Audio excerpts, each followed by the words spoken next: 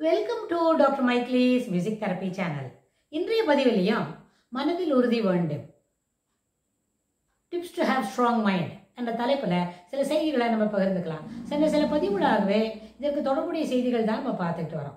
மனதில் உறுதி வேண்டும், எதை செய்வதற்கு? மனதில் உறுதி வேண்டும், எதை பின்பற்றுவதற்கு?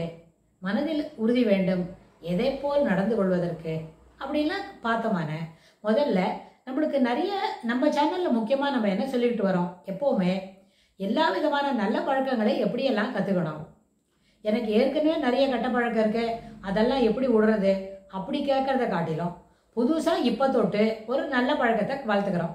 இல்லை ஏற்கனவே ஒரு பழக்கம் இருக்குது, அது சுமாரானது தான், அதை நம்ம இன்னும் ரிஃபைன் பண்ணி அதுக்கு மெருகேற்றி அதை சிறப்பாக்கிக்கிறோம் அப்படின்னு சொன்னால் அந்த மெருகேற்ற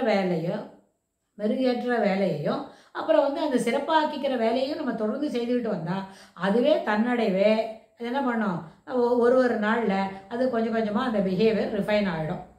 கெட்ட பழக்கத்தை விடுறது எப்படின்னு தெரிஞ்சுக்கிறத காட்டிலும் நல்ல பழக்கத்தை இருக்கிற பழக்கத்தை எப்படி சிறப்பாக்கிக்கிறது, நல்ல பழக்கத்தை எப்படி மேலும் மேலும் சிறப்பாக வளர்க்கிறது அப்படின்ற பழக்கத்தில் நம்ம முன்ன நின்றமான நம்மகிட்ட இருக்கிற நெகட்டிவ் பிஹேவியர், தேவையில்லாத பழக்கங்கள் அது நம்மளை விட்டு தானாக விலகிடும். அது நம்ம பழக்கல இல்லையா, அதனால அது என்ன எப்படி அதை எடுத்துக்க முடியும்னு கேட்டால் டிக்கே த்ரூ டிஸ்யூஸ். ஒரு பயன்படுத்தாத சாமான் எப்படி பழையதாக போய் அதை பயன்படுத்துறதுக்கு இயலாததாக மாறிவிடுகிறதோ அதுபோல் ஒரு மிஷின் என்ன சொன்னால் பயன்படுத்தலைன்னா அது எப்படி கராபாகுது, துரு பிடிச்சிக்கிறது, ரஸ்ட் வருது, அதை அப்புறம் க்ளீன் பண்ணுறதுக்குள்ளே பொறுமுறுன்னு ஆகுது, க்ளீன் பண்ணினாலும் பழையபடி அது வேகமாக போகாது அப்படின்லாம் வருது இல்லையா. அதுபோல் பழக்கப்படாத சில பழக்கங்கள், பழக்கத்தில் கொண்டில்லாத சில பழக்கங்கள், பழக்கமே மறுபடியும் மீண்டும் அதை நம்ம பயன்படுத்தலைன்னு சொன்னால் அது நம்மளை விட்டு போகிறதுக்கு எல்லா வாய்ப்பும் உண்டு.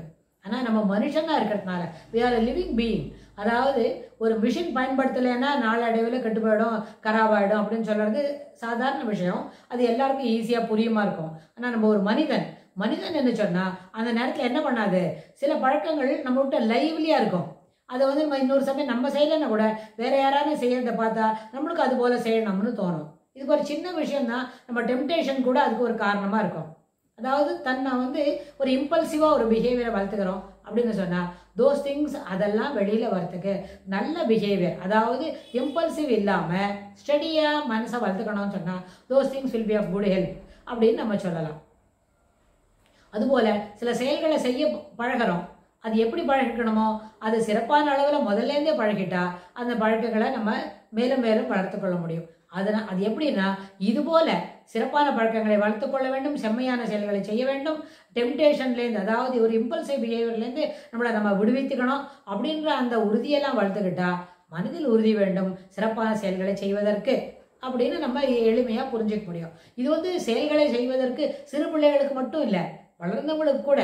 ஒரு 40 வயசில் இருக்கிறாங்க, ஒரு மேலோ ஃபீமேல் யார் ஆணாக இருந்தாலும் பெண்ணாக இருந்தாலும் சில தேவையில்லாத பழக்கங்களை வச்சுருக்கிறாங்க. அந்த தேவையில்லாத பழக்கங்களை நம்ம என்ன பண்ணிடலாம், விடுவித்துடலாம், அதுலேருந்து நம்மளை விடுவித்துக்கலாம். எப்படி, அந்த பழைய ஒரு தேவையில்லாத பழக்கத்தை பற்றி மீண்டும் சிந்தனை செய்யாமல் எது தேவையோ அந்த பழக்கத்தை மட்டும் தொடர்ந்து நம்ம பார்த்துக்கிட்டே வந்தால் இந்த பழக்கங்கள் நம்மளை விட்டு போயிடும். ஒருத்தங்க இருக்கிறாங்க, ரொம்ப அவங்களுக்கு சரளமாக பேசுறதுக்கு வரணும், ஆனால் அவங்க சுபாவத்தில் சரளமாக பேச மாட்டாங்க அப்படின்னு சொன்னால் அந்த சரளமாக பேசுகிற செய்தியை, அந்த பழக்கத்தை எந்த செய்தியை எந்த தலைப்புக்கு தொடர்புடையதாக சரளமாக பேச வேண்டுமோ அதற்குரிய செய்திகளை எல்லாம் சேகரித்து ஒரு தடவை பார்த்து வாசித்தாலே அவங்களால சொல்ல முடியுமா இருக்கும். பார்த்து வாசித்து அந்த பாயிண்ட்ஸ் எல்லாம் மனசில் வச்சுட்டா தொடர்ந்து சொல்ல வரும். இது சரளமாக பேசுவது என்பது ஒரு பழக்கத்தில் வரக்கூடியது. அதுக்கு நிறைய செய்தியை சேகரிச்சுக்கிட்டு அதுக்கு தொடர்புடைய செய்திகளை எல்லாத்தையும் ஒரே ஃபோல்டரில் போட்டு வச்சோமான நிச்சயமாக நம்மளால் சரளமாக பேசுறதுக்கு நம்மளை பழக்கப்படுத்திக்க முடியும். இது ஒரு சின்ன விஷயத்துக்கு சொல்கிறது. இது எல்லாது போலவும் நிறைய நல்ல விதமான ட்ரெஸ் எப்படி ஆர்கனைஸ் பண்ணுறது, துணியெல்லாம் எப்படி என்ன தெரியுமா கிளியராக மடித்து வைக்கிறது அப்படின்னு.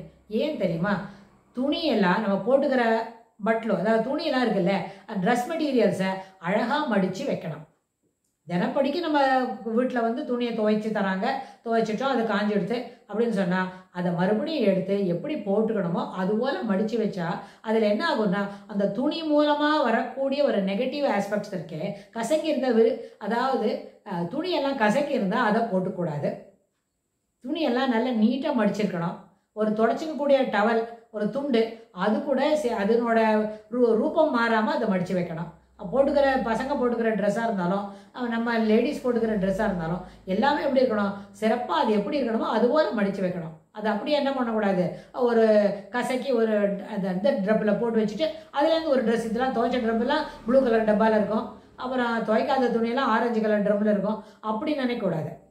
துவைச்சதாக இருந்தாலும் அதுக்குள்ளே தான் இருக்கணும். அதை ஒழுங்காக என்ன பண்ணணும், சிறப்பாக மடித்து வைக்கணும். இதுக்கு ஒரு டைம் செலவாக்குறோம் அப்படின்னு நினைக்கிறத காட்டிலும் அதில் போடுற எஃபர்ட்டு இட் டஸ் ஒண்டர் அப்படின்னு நம்ம புரிஞ்சுக்கணும். ஒரு 4 நாளைக்கு என்ன பண்ணணும், நல்லபடியாக மடித்து வச்ச ட்ரெஸ்ஸை சிறப்பாக நம்மளோட அந்த துவைச்சி வச்சிருக்க ட்ரம்லேயே வச்சுக்கலாம்.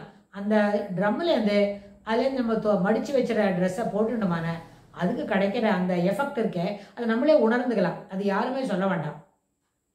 அதனால சிறப்பான துணிமணிகளை சிறப்பாக பராமரிக்க வேண்டும் என்கின்ற உறுதியையும் நம்ம வளர்த்துக்கணும்.